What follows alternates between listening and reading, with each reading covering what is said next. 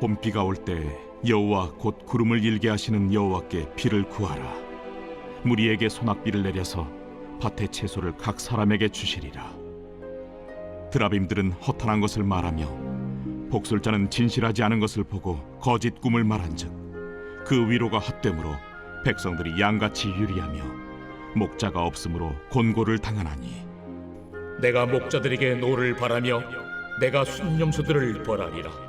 만군의 여호와가 그 무리 곧 유다 족속을 돌보아 그들을 전쟁의 준마와 같게 하리니 모퉁이 돌이 그에게서 말뚝이 그에게서 싸우는 활이 그에게서 권세 잡은 자가 다 일제히 그에게서 나와서 싸울 때에 용사같이 거리의 진흙 중에 원수를 밟을 것이라. 여호와가 그들과 함께한즉 그들이 싸워 말탄 자들을 부끄럽게 하리라. 내가 유다 족속을 견고하게 하며 요셉 족속을 구원할지라. 내가 그들을 궁일히 여김으로 그들이 돌아오게 하리니 그들은 내가 내버린 일이 없었음 같이 되리라. 나는 그들의 하나님 여호와라. 내가 그들에게 들으리라. 에브라임이 용사 같아서 포도주를 마심같이 마음이 즐거울 것이요 그들의 자손은 보고 기뻐하며 여호와로 말미암아 마음에 즐거워하리라. 내가 그들을 향하여 휘파람을 불어 그들을 모을 것은 내가 그들을 구속하였음이라. 그들이 전에 번성하던 것 같이 번성하리라.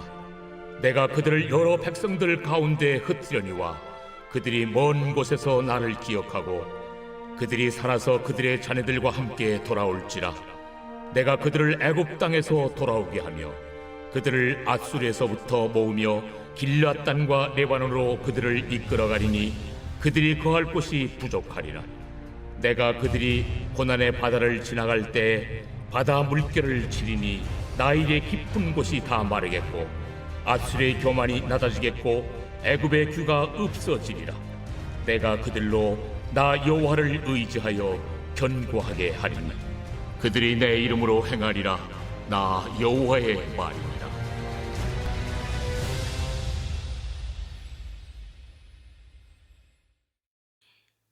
언젠가 이런 기사를 본 적이 있었습니다. 21세기는 석유 전쟁이 아니라 물의 전쟁이다 라고 하는 기사였는데요. 어떻게 보면 물이라고 하는 것은 생명의 근원이 된다라고 말해도 과언이 아닐 만큼 우리의 생명과 일상생활에 밀접한 관계를 맺고 있습니다. 과학자들은 말하기를 인체 수분의 12%가 손실이 되면 혈액에 녹아 있는 산소와 영양분들이 제대로 운반되지 못해서 사망에 이르게 될 수도 있다라고 이야기를 하죠. 그래서 사람은 음식이 없이도 3주 이상은 살 수 있지만 물 없이 3일 이상 살기 어렵다라고 합니다. 그렇기 때문에 이스라엘 백성들이 광야에서 물이 없어 죽겠다라고 불평하고 원망했던 이유가 단순히 불순종, 불평의 차원을 떠나 이들의 생명과 직결된 외침이었을 수도 있겠다라고 하는 생각이 들기도 합니다. 참고로 1969년에 발생했던 3차 중동 전쟁도 요르단강 상류댐 건설 문제로 이스라엘과 주변국 간에 일어난 전쟁이었잖아요. 이로 인해 지구촌의 물 위기라는 것을 만 세계에 알리는 계기가 되기도 했었습니다. 2022년도 유네스코의 보고에 따르면 세계의 물 사용량이 매년 1%씩 늘어날 것을 예상한다면 2026년도쯤 되면 내년이죠. 전 세계 3분의 2의 국가에서 물 부족 현상이 두드러지게 나타날 것이다라는 것을 예상하고 있다는 기사를 본 적이 있습니다. 이처럼 물은 우리의 삶의 필수 불가결한 요소인 것은 확실히 맞는 것 같아요. 그런데 여러분, 이 물을 우리가 어디서 얻을 수 있는 것일까요? 이스라엘 백성들이 바벨론 포로로 끌려간 가장 궁극적인 원인 중에 하나가 바로 물을 어디서 얻는지에 대한 명확한 기준이 무너졌기 때문입니다. 우리는 이것을 우상 숭배라고 부르기도 합니다.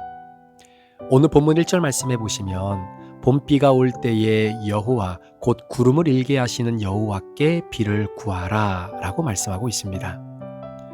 여러분, 하늘에서 내리는 비는 생명의 근원이자 동시에 하나님의 축복의 상징입니다. 특히 농경 사회에서는 비라고 하는 것이 풍요와 생존을 의미하지 않습니까? 따라서 하나님께서 비를 구하라 라고 하신 것은 삶의 근원적인 필요를 하나님께 의지하라라고 하는 뜻입니다. 이스라엘의 기후는 사막기후이기 때문에 관계시설이 그렇게 좋은 편은 아니었어요. 따라서 하늘에서 비를 내려주지 않으면 농사를 지을 수 없는 상황의 기후였습니다. 특히 추수를 앞둔 시기에는 늦은 비, 즉 봄비가 때에 맞춰 내려줘야만이 풍성한 추수의 열매를 경험할 수 있었습니다. 그런데 우리가 하늘에서 비를 마음대로 내리게 할 수 있느냐라는 말이죠. 2024년도 9월인가요?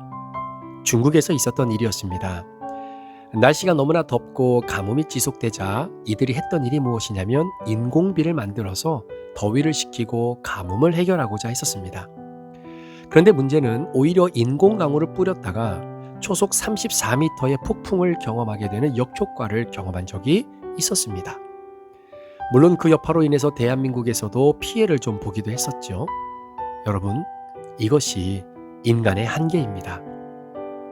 인간의 기술이 아무리 발달했다 손치더라도 하나님이 창조하신 자연의 섭리를 어찌 거스를 수 있겠습니까? 우리가 잘 아는 찬양 가운데 시편 147편에 기록된 말씀을 중심으로 한 찬양, 바로 비 준비하시네 라고 하는 찬양이 있습니다.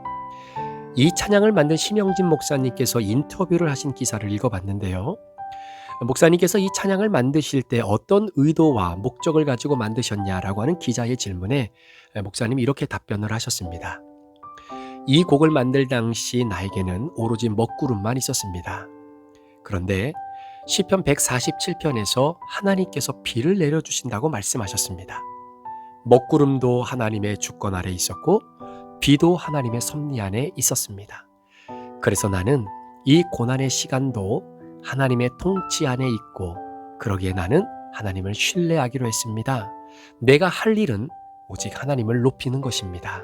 이것은 하나님의 주권에 대한 선포입니다. 라고 하는 고백이었습니다.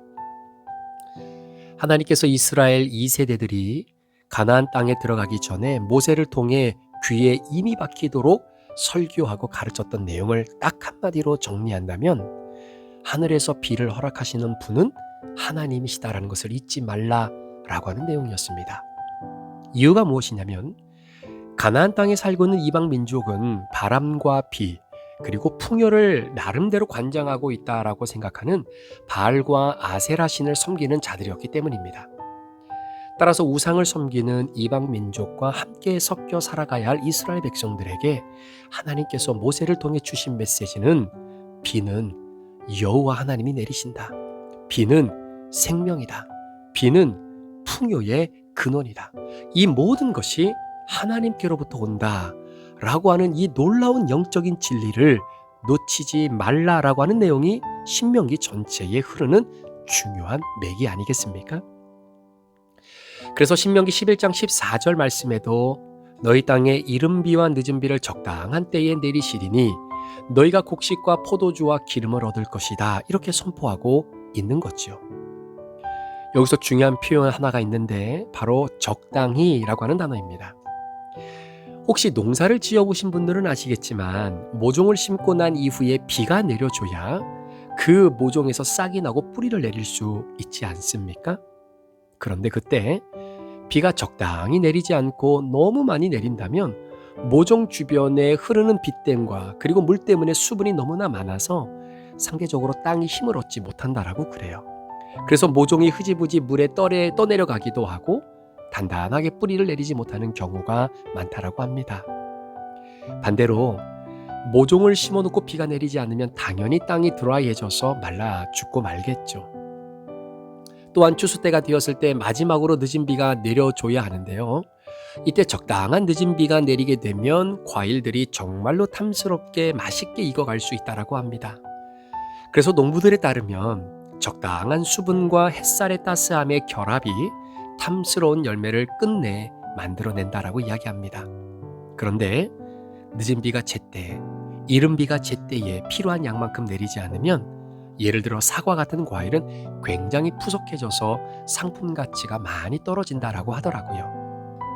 그러니 여러분, 하늘에서 내리는 이른 비와 늦은 비, 그리고 이 비들이 때에 따라 적당히 내려줘야 하는 이 모든 것을 도대체 누가 관장하고 이끌고 가시겠느냐라는 거예요.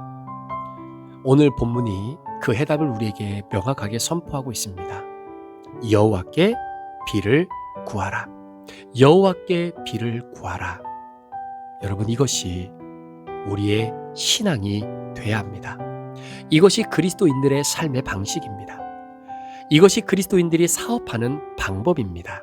반대로 여호와께 비를 구하지 않으면 그것은 우상 숭배입니다. 여러분, 굉장히 신앙의 원리는 복잡하지 않고 간단합니다. 잠언 4장 23절 말씀에도 보면 무릇 지킬 만한 것보다 더욱더 내 마음을 지키라. 생명의 근원이 이에서 남이니라 라고 하는 말씀을 기억하실 겁니다. 히브리 사람들은 마음, 즉 심장에 생명이 있다고 믿었습니다. 따라서 믿음을 지킨다는 것은 내 생명을 지키는 것입니다. 생명을 지킨다는 것은 이 생명이 나에게 있도록 허락하신 하나님, 나의 창조주를 기억한다라고 하는 말이죠. 자, 그런데 오늘 스가랴 선지자가 도전하고 있는 부분은 이렇게 비를 여호와께 구해야 함에도 불구하고 이스라엘 백성들이 오히려 드라빔과 같이 허탄한 것을 의지하고 복술자의 거짓의 마음을 빼앗기고 헛된 꿈이 마치 하나님의 말씀인 것처럼 믿고 살아가는 이스라엘 백성들의 죄를 드러내고 있는 것이죠. 우리는 어떻습니까? 인생의 가뭄과 같은 고난과 문제가 생기면 갈라진 땅을 적셔 주실 하나님, 나에게 비를 내려주셔야 하는 그 하나님을 의지하고 기억하며 그분 앞에 나와 무릎 꿇기보다는 다른 방법, 예를 들어 사람의 조언을 구한다든지 물질이나 경험이나 인맥을 의지하며 비를 구하는 우리들의 모습은 혹 있지는 않았는지요? 여러분, 인맥이 나쁘다는 말이 아닙니다. 물질을 사용하고 내게 주신 인생의 경험 수단을 이용하는 것이 왜 잘못된 것이었겠습니까? 하지만 중심이 어디에 있느냐라는 겁니다. 하나님이 인맥을 사용하시기도 합니다. 하나님은 내게 주신 물질을 사용하시기도 합니다. 그러나 중요한 것은 여호와께 비를 구하고 있는 내 중심이 있느냐 없느냐라는 사실입니다. 여기서 드라빔이라고 하는 것은 집안의 신상, 미신적인 우상을 말하는데요. 당시 이스라엘 백성들은 점을 치며 미래를 예언한다고 했지만 하나님 보시기에 이것들은 다 거짓이었습니다. 이스라엘은 눈에 보이는 확실한 것을 원했지만 하나님은 눈에 보이지 않아요. 그러나 살아 역사하시는 분임을 이스라엘 백성들이 믿고 나아가기를 원하셨습니다. 우리 신앙도 마찬가지입니다. 요즘처럼 확실한 것을 추구하고 원하는 시대가 또 어디 있었습니까? 계산도 딱딱 맞아야 되고요. 일처리도 아주 깔끔하게 한치의 오차도 없이 마무리가 되도록 완벽하게 준비해야 하고요. 관계도 확실해야 해서 아니면 그만두기도 하고요. 확실하게 성과 내지 못하면 옷 벗고 내려와야 하고요. 여하튼 우리 사회는 정말 이 확실한 certain의 시대가 아닌가 생각이 됩니다. 그런데 여러분, 한번 여쭤볼게요. 확실한 것을 추구하는 오늘의 시대가 정말 확실하게 예상되는 시대입니까? 아닙니다. 죄송하지만 우리가 살아가는 이 시대는 불확실성의 확실을 인정하며 살아가는 시대입니다. 공식이 들어맞는 시대가 아닙니다. 인풋과 아웃풋의 예상이 완벽하게 예측되지 않는 시대입니다. 하나부터 열까지 모두가 안개 속을 걷는 것 같은 uncertain의 시대입니다. 이때 오늘 성경이 도전하는 것입니다. 불안함 속에 확실함을 가져다 줄 것처럼 보이는 드라빔을 의지할래? 아니면 여전히 보이지 않고 확실히 내 손에 잡히지 않는 하나님이시지만 그분이 내 생명의 근원이시고 내 인생에 비를 내려주시는 분임을 믿고 살래? 그런데 저를 포함해서 많은 그리스도인들이 여호와께 비를 구하기보다 내 지혜의 비를 구할 때가 너무나 많다는 사실입니다. 기도하고 결정하지 않아요. 말씀 안에 모든 해답이 들어있다는 지식은 있는데 막상 해답을 찾아야 할 때가 되면 성경을 펼치지 않아요. 감정을 의지해요. 경험을 의지해요. 내가 스스로 비를 내릴 수 있다는 교만의 생각을 품던지 아니면 예전에 하나님이 내려주셨던 비를 내가 잘 보관하고 저장해 놓았던 것을 사용하려고 해요. 여러분, 이것이 다 우상 숭배입니다. 하나님이 기뻐하지 않는 모습입니다. 예레미야 2장 13절에 이런 말씀이 있죠. 내 백성이 두 가지 악을 행하였나니 곧 그들이 생수의 근원되는 나를 버린 것과 스스로 웅덩이를 판 것인데 그것은 그 물을 가두지 못할 터진 웅덩이들이니라 라는 말씀입니다. 저는 이 말씀을 묵상하면서 내 자신을 정확하게 보게 됐는데요. 이스라엘 백성들이 지은 죄가 두 가지입니다. 첫 번째 죄는요, 생수의 근원이 되시는 하나님을 버린 것. 그리고 두 번째 죄는 스스로 웅덩이를 판 것입니다. 여러분, 무슨 말씀입니까? 생수의 근원 되시는 하나님으로부터 물이 나오는 겁니다. 오늘 본문의 표현을 빌리자면 여호와께 비를 구하는 겁니다. 이유는 비가 여호와로부터 내리기 때문입니다. 그런데 문제는 내게 주신 생수를, 하늘에서 내려주신 비를 저장해 놓는 겁니다. 내가 스스로 웅덩이를 파서 물을 따로 모아 놓는 겁니다. 왜 그렇게 할까요? 내가 원할 때 하나님이 비를 내려주시지 않으실 수도 있다라는 생각 때문입니다. 때로는 하나님이 굳이 비를 내려주지 않으셔도 예전에 내려주셨던 것을 내가 나름대로 모아놓은 것이 있기 때문에 여호와께 비를 구하지 않아도 내가 저장해 놓았던 물을 가지고 내 일들을 감당해낼 수 있다라고 생각하는 교만한 마음 때문입니다. 그때를 위해 웅덩이를 파고 물을 저장해 놓는 거예요. 그래야 여호와께 비를 구하지 않아도 물을 쓸 수 있기 때문입니다. 여러분, 하나님께서 이런 나의 모습을 보시면서 야, 너 참 지혜롭다. 너무 잘했다. 어떻게 그렇게 기발한 생각을 할 수 있니? 라고 칭찬해 주실까요? 아닙니다. 하나님이 그 다음에 뭐라고 말씀하시냐면 네가 판 그 웅덩이 미안하지만 터진 웅덩이들이야. 하나님을 떠난 인간은 생수의 근원을 대체할 그 무엇인가를 찾고자 하지만 결국 스스로 웅덩이를 파는 노력에 불과하다라는 겁니다. 그런데 그 웅덩이는 물을 저장해 놓을 수 없는 터진 웅덩이랍니다. 사랑하는 여러분, 여호와께 비를 구하지 않으면, 하나님을 중심에 모시지 않고 살지 않으면 웅덩이를 스스로 팔 수밖에 없는 존재가 바로 나라고 하는 사실을 깨닫게 됩니다. 이것이 이스라엘 백성들의 모습이었어요. 아니, 저의 모습이기도 했었습니다. 그러나 오늘 말씀이 여기서 끝나는 것이 아니라 하나님께서 이스라엘 백성들을 회복하시겠다는 강력한 의지를 보여주시며 약속의 말씀을 주십니다. 저는 하나님의 회복을 이렇게 표현해 봤는데요. 내가 너로 하여금 나에게 비를 구하게 하겠다. 내가 너로 하여금 나 여호와 하나님에게 비를 구하게 하겠다.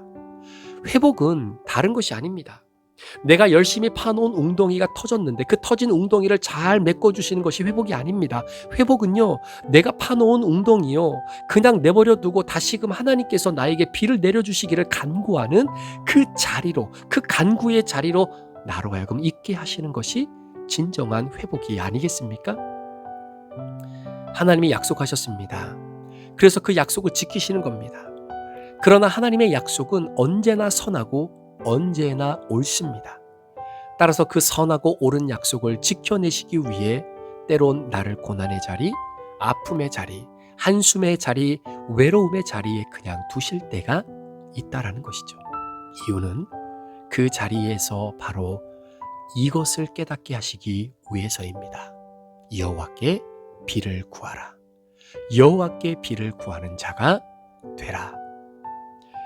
혹시 여러분 삶 가운데 내가 지금 이 고백을 잃어버리고 살고 있기에 하나님께서 나로 하여금 이 고백을 회복하게 하시기 위해 답답함의 길, 무기력감의 길, 고난과 아픔의 길, 눈물의 길, 자녀로 인해 겪는 애통의 길을 걸어가게 하고 계시는 것은 아닐까요? 말씀을 마무리합니다. 사랑하는 우리 브릿지 성도 여러분, 이스라엘의 문제는 비가 없는 것이 아니었습니다. 하나님께 구하지 않는 것이 문제였습니다. 여러분 기억하셨으면 좋겠어요? 세상의 드라빔은 허탄한 것을 말합니다. 세상은 화려하게 확실한 답을 주겠다고 우리를 유혹하지만 결국 공허함만이 남게 됩니다. 그러나 하나님께 구하는 자는 그 시기가 마치 공허하게 느껴질지라도 하나님은 반드시 구체적인 응답, 비를 내려주십니다. 이유는 여호와께서 비를 내리시는 주인이시기 때문이에요. 너희가 내게 부르짖으며 와서 내게 기도하면 내가 너희를 들을 것이요. 하나님께 구하십시오. 이 믿음의 행위는 하나님만을 의지하겠다라고 하는 표현이기도 합니다. 우리가 하나님께 구할 때 우리를 다시금 강하게 하실 겁니다.